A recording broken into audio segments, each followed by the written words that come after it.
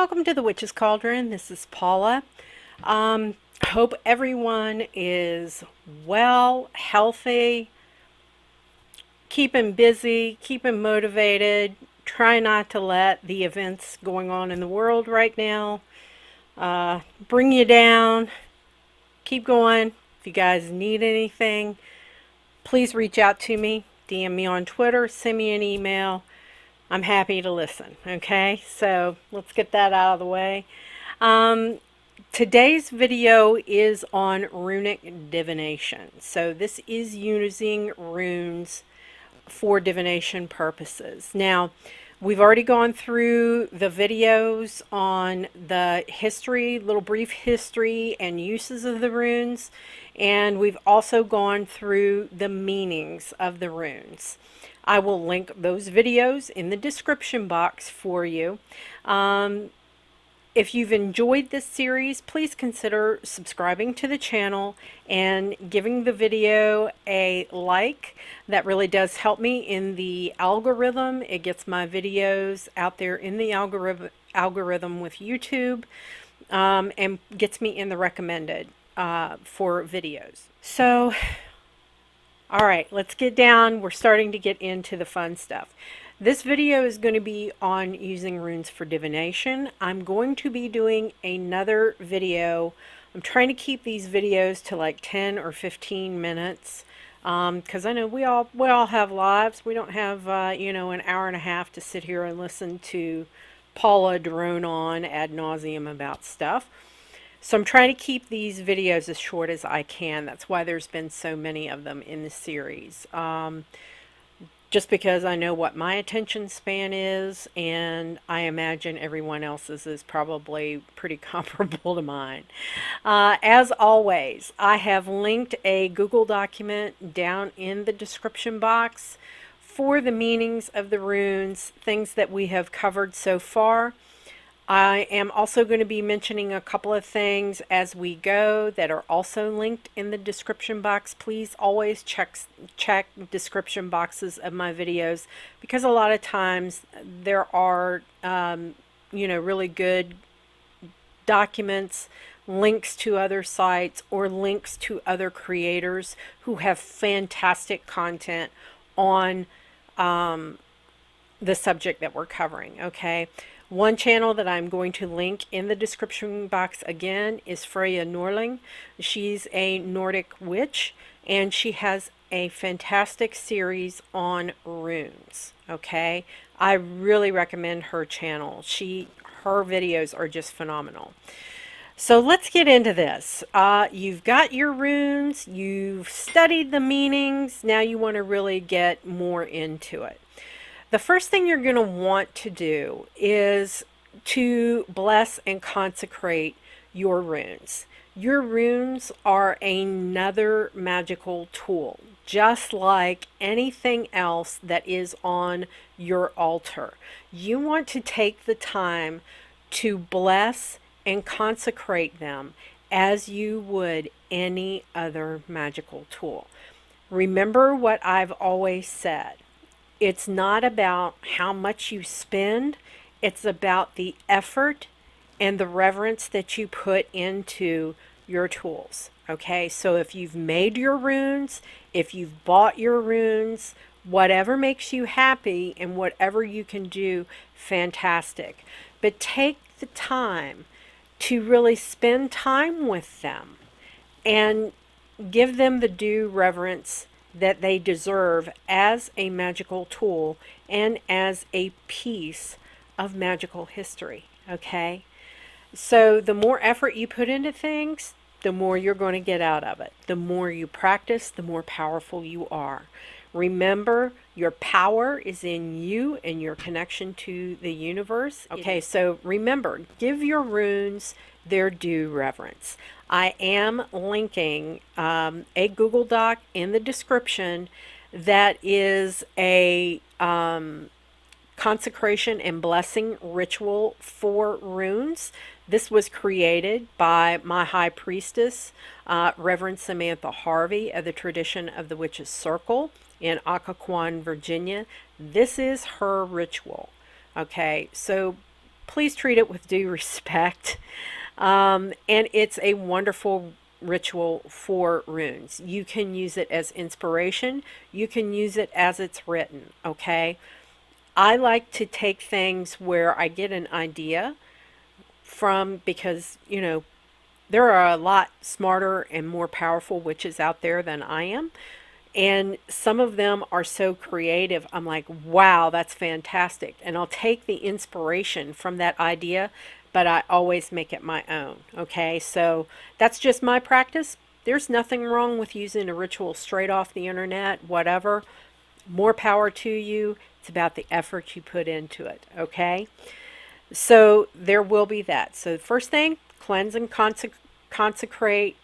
They are a magical tool and they need to be, you know, kept in reverence. Number two, when you store your runes, have a special bag, a special box, something to keep them in, okay? Just like my crystal ball, my tarot cards, my scrying mirrors, and anything that I use for divination. They are packed up, they are in a box or a bag with sage and lavender in the bag with them.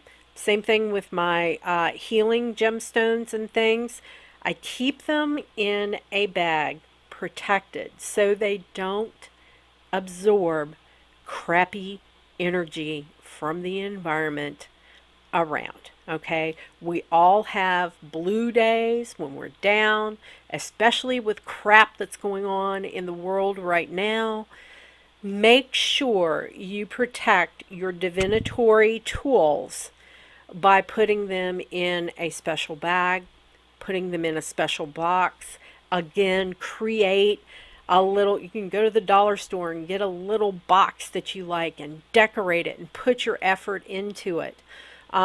Use any box that you've got around the house and decorate it and make it special for your runes, for any of your divinatory tools, because you don't want them absorbing a bunch of negative energy that might possibly influence a reading or a casting that you do. Okay? Now let's get into rune casting. The first thing that I really recommend that you do is ground and center. I do this for before I do any type of divination. I also do it before I perform magic. Okay, now my ground and center, been doing this so long, I can do it like this. Okay, I have meditations on this channel. I will link some of them in the description box. And I believe I've got a playlist for meditations of all kinds. And my meditations are some of the most popular content on this channel. So be sure to check them out. You always want to make sure that your own energy is you're in the right frame of mind, okay? That you're grounded, you're centered. You also want to make sure that you ground any excess energy afterwards, after you're done with your divination or any magic, because if you don't, you're going to burn yourself out. Period. End of statement. Okay? I've seen a lot of witches make themselves really sick by not grounding and centering and then grounding any excess energy after they've performed a spell or a ritual. Okay, so be sure to do that. I actually have a specific meditation for runes. It's called the Runic Meditation. It's a guided meditation. I will link it in the description box. Okay, so be sure that you're in the right frame of mind, you're grounded, you're centered, and you are at one with the world around you. Okay, the universe is your friend, and they're going to guide you through your divination. Call to your guides and guardians. Come in, give you your insight. Okay. You also want to, if there are certain things that you do before you do divination, like I always have my amethyst, I have a piece of fluorite, I have a piece of clear quartz with me whenever I do divination. And I'm usually wearing moonstone somewhere around. Okay. So if you've got any kind of ritual or personal, procedure that you do for divination, be sure you do that before you start casting runes, okay? Now, to start off, it's going to be like with tarot. I told you in tarot, keep it simple in the beginning, okay? Every day, do a one rune pull, okay? You want to familiarize yourself with the runes. What do they look like? What do they stand for? What are the names of the runes? What are the meanings that can be associated with the runes? Does it have an upright? Does it have a reversed?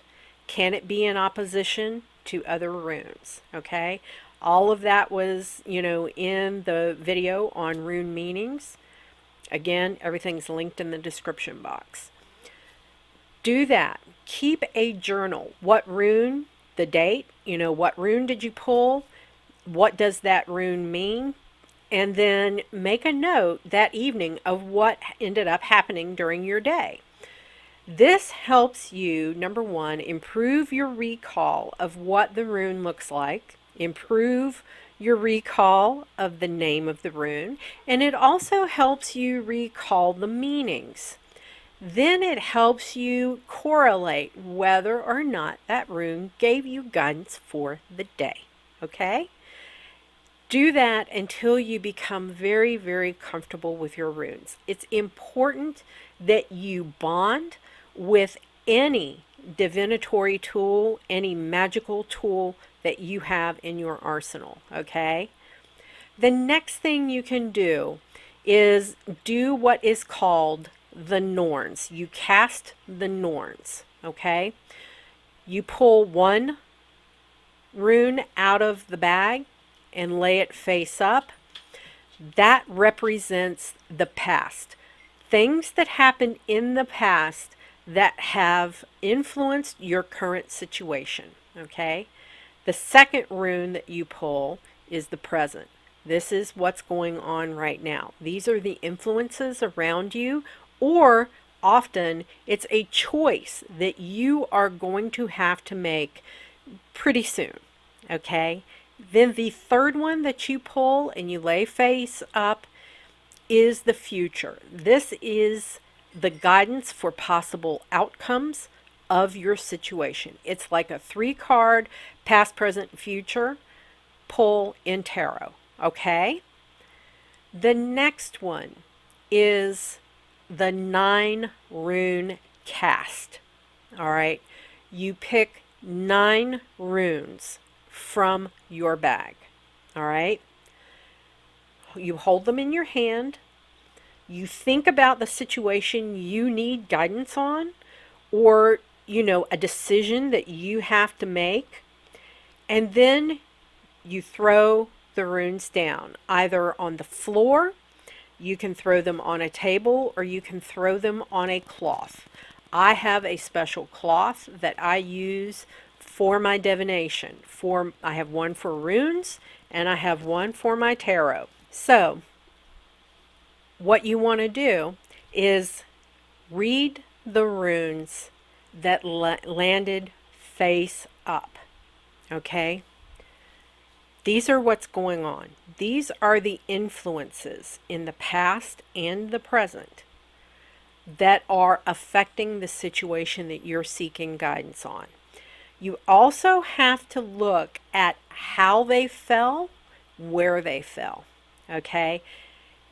Usually, people read the runes that fall like in the middle of the pattern as being the core or the grounding runes that have more importance. And then the ones that fall around, on the outside or on the periphery, are the ones that are like the modifiers in tarot. Now, if you have one that falls to the floor, falls off the table, falls off the cloth, falls out of the area where you cast your runes, okay? If you've got a specific spot on your floor, whatever you've done. There are 2 ways you can approach this, and you have to let your instinct guide you as to what you want to do. Some people say that the one that jumps off the table or jumps off the cloth is the most important one and is the one that is going to drive your entire rune casting. Other people say it's just the opposite, that throw it out, it doesn't mean anything. So you need to let your intuition and your instinct guide which way you want to do it. All right? So the ones that lay face up, that's the present situation, right? The ones that are face down, okay? You flip them over. Leave them exactly where they fell and you flip them over. Now, did they land somewhere near any of the other ones, like your present ones? So this is the future. These are your possible outcomes. These are possible influences that are going to become involved in this situation that you're seeking guidance about, okay? If you remember in the video on the meanings, they could be reversed, and then they could be, or they could be in opposition.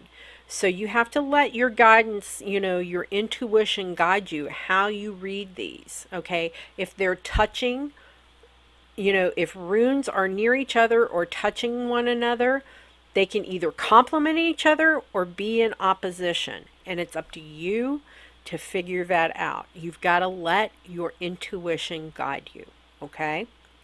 Just like with tarot cards. If you've bonded with tarot cards and you've read tarot spreads, you know that a lot of times your intuition tells you, I need more information. I think it's going this way. Throw another card just to make sure, yeah, I was right, no, I was wrong, and you went, totally different way. Same thing with the runes, all right? So that was a 9 rune cast. That's where you need a pretty intense guidance on a situation, okay? The more time you spend deciphering what the runes are telling you, the more you will get out of them, okay? Now, if you really want to go nuts, you can take the entire bag and dump them and then read what's up, and that will give you the picture of what you need to know about what's going on around you right now, just life in general. I don't do, the future outcomes by using the entire bag. I only read the ones that lay face up for a particular situation that I want to know all my potential influences and things like that, okay? And again, look at the way they touch each other. Did one of them jump off the cloth? Etc., etc., etc. All of that. So there are some of the ways. These are very, very basic ways to incorporate runes into divination and do runic castings. Now, the next video that I'm going to do is going to be on rune spells, bind runes, and learning how to incorporate them also in sigil witchery, okay? So with that, my friends, as I always say, merry we did meet, merry we will part, until we merry meet again. Be well and walk in love and light, everybody. Bye.